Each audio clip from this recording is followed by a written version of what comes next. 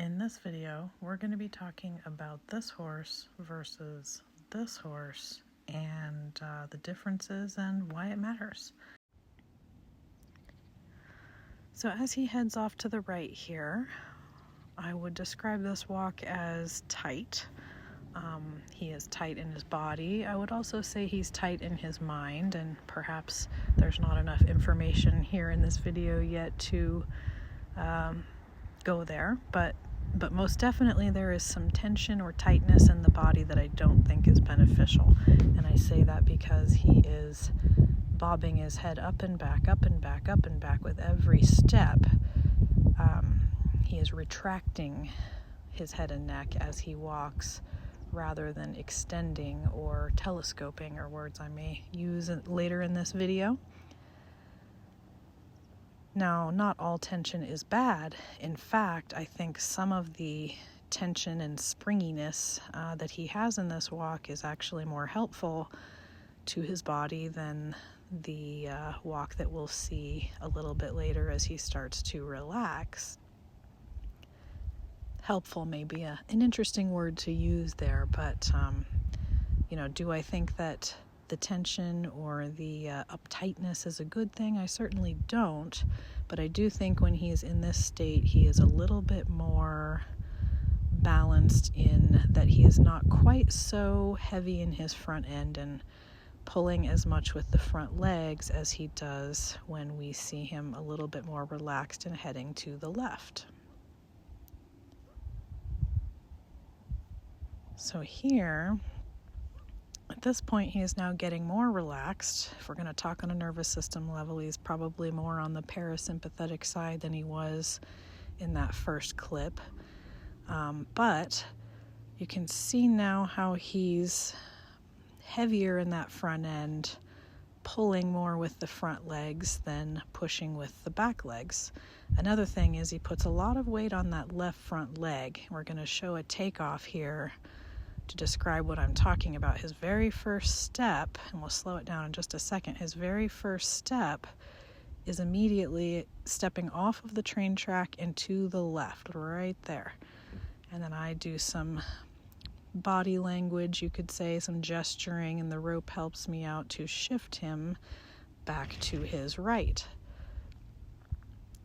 We're not going to get into that too far, but it's just an important thing to note that if he is leaning to the inside or leaning on that left front leg all the time, it's not going to help our cause of loosening up the body, freeing up the body in the back. So he's more relaxed than he was to the right. He is allowing me to kind of help keep bringing his thoughts back into the circle and keeping him a little bit more upright on his train tracks. I start to just do a little bit of trot to walk and trot to walk to bring back some of the buoyancy that we saw to the right, or the springiness, you could say, except that I would love to have that springiness or buoyancy without the tension that he had in the very first clip. There's a lot of different kinds of tension. Not all of it is bad, but the tension I'm referring to is the tightness or the tension in his back. And here I'll go ahead and have the original audio take over that was recorded while we were videoing. That's for a bigger trot. Here we go.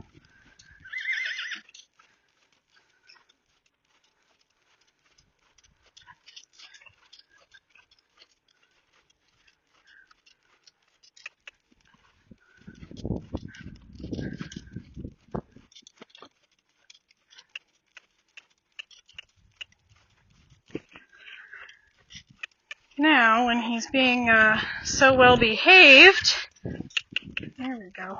His head was kind of just totally stationary, and since he's being so lovely, I'm going to work on loosening, there we go, that body up by just putting a little more bend in it, getting him to release his back and neck a little more so they telescope and soften, and then his back can move a little more naturally all the way through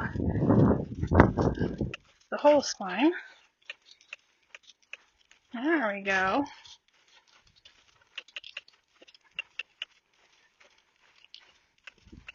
You're such a good boy. You're such a good boy. Good.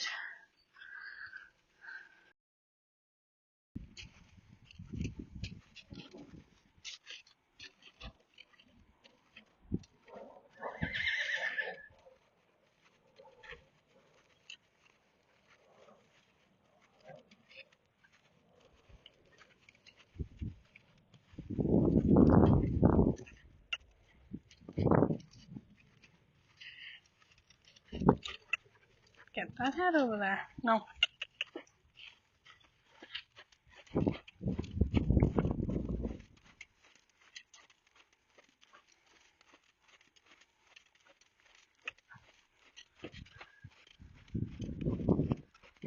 So the left hand rope swing was kind of just gesturing at a distance at his head, because I want that head to hang in between his shoulder blades.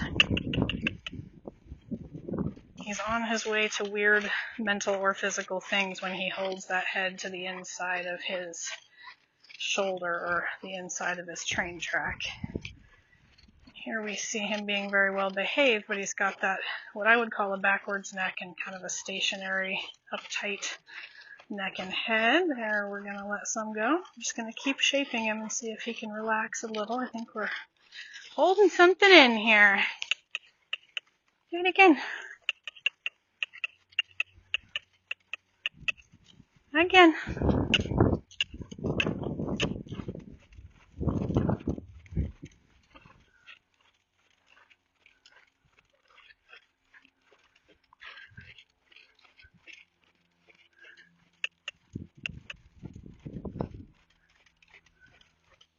There you go, bud.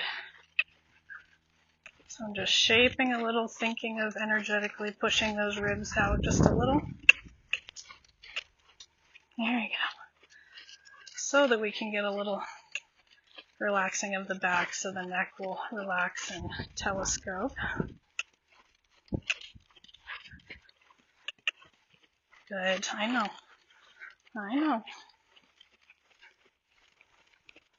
There you go, buddy. Good. I know. That was a good try. That was a good try. Good.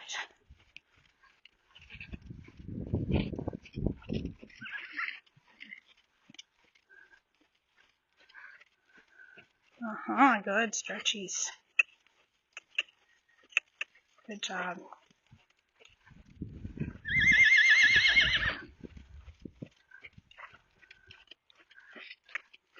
Good job, bud. Nice.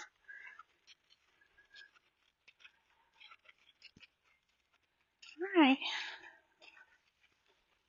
Hey, you gotta check in a little easier there. There you go. Good job. I know.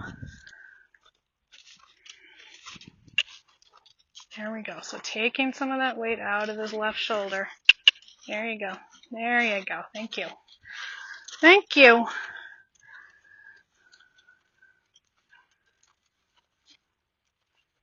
So we're going to work on a bigger walk. So as I asked for bigger, that was his idea to turn into a trot. It doesn't really matter. There we go. It gave us a little momentum and buoyancy. There we go. So you can see if I just let him walk his own way, does this backwards retraction thing as he walks. I'm going to keep shaping and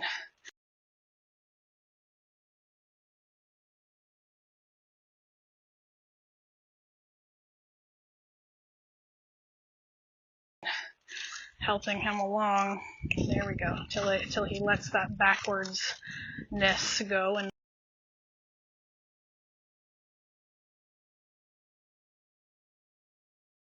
the walk.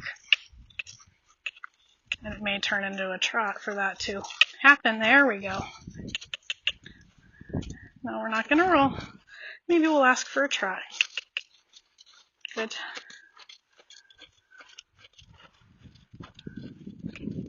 All right, now we're walking with a little more of that motor coming from behind. So I want to see the throat latch area open, or the angle, we could say, of the throat latch open, rather than go backwards and close when he walks. That's an indication that he's pulling from the front legs and not pushing from the back legs. There we go. Open it up. There we go. So I'm just going to keep bringing attention with this little whip swinging to the hind legs so he keeps, there we go, pushing enough to let that neck go like that. Now he kind of wants to think about rolling when he puts his head down sometimes, I think. So I'll balance it out with trot transitions. Wake up the back legs. Wake them up. Yep. And trot.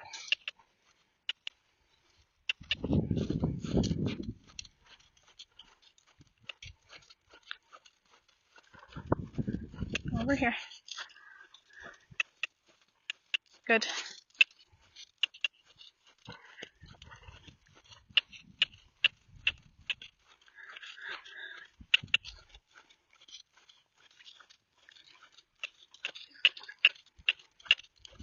Yep, come on. There you go. I know. I know.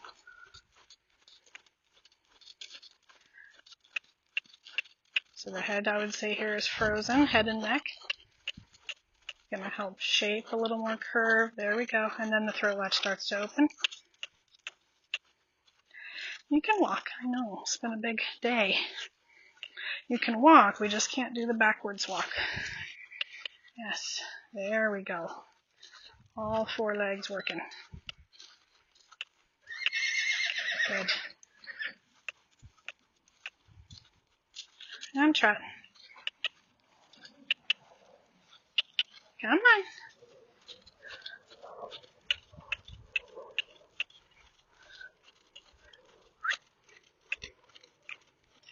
And there, that neck starts to open. We're going to walk. And there would be nothing wrong with continuing to trot. He's just getting tired.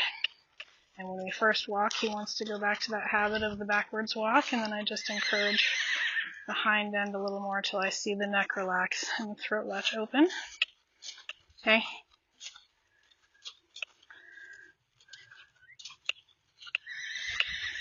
There you go.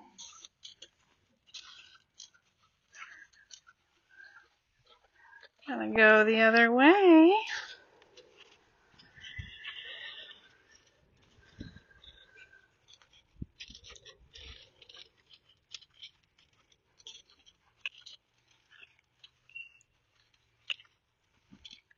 A little more walk. So it's not really, I don't care too much about the speed of the walk. I just want whatever walk is going to help him not be bobbing his head backwards when he walks. There we go. Yep. Pushing enough from behind that the whole spine is moving and the neck is telescoping as he moves, not sucking back. There we go. A little more. I know. So it's not about speed again, it's more activity from the back legs because the front ones are working a little harder. There we go. There we go. When he gets enough of that buoyancy and momentum, his head does just sort of hang in the middle like we want. We just got to keep helping him create those moments. There we go. There, yes.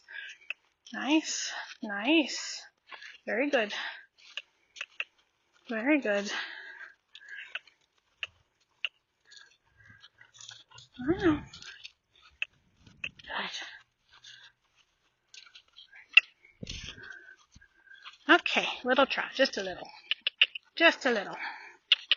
Come on. Just a little.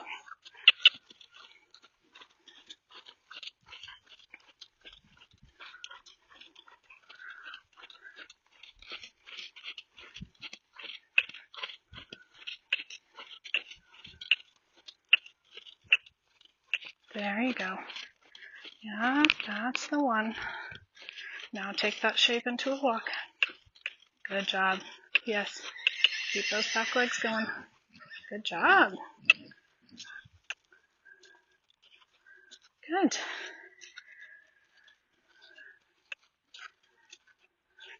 Over here. Hey, I'm over here.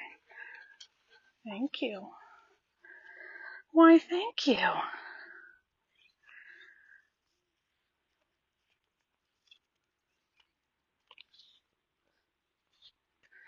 What a man.